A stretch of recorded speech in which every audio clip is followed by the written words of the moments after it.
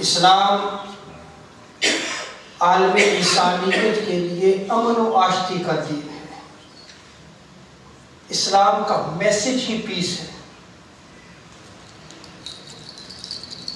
کیونکہ رب تعالیٰ نے قرآن مجید میں ارشاد فرمایا ان الدین عند اللہ الاسلام، کہ بے شک دین اللہ کے نزدیک اسلام ہی ہے۔ یہ سورہ آل عمران ورس 19 میں رب تعالیٰ نے ارشاد فرمایا، اور سورہ المائدہ ورس 3 میں رب تعالیٰ ارشاد فرماتا ہے وَرَضِيتُ لَكُمُ الْإِسْلَامَ دِينًا،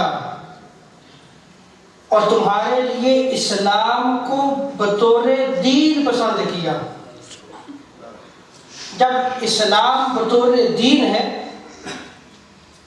تو اس دین اسلام میں انسان کی انفرادی زندگی سے اجتماعی زندگی تک سارے معاملات کی رہنمائی اس دین میں موجود ہے،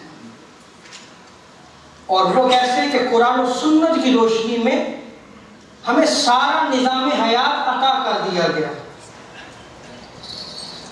اگر اس نظام حیات کو، اس اسلامی طرز زندگی کو ہم نہیں جانتے تو ہم نے قرآن و سنت کو نہیں پڑھا۔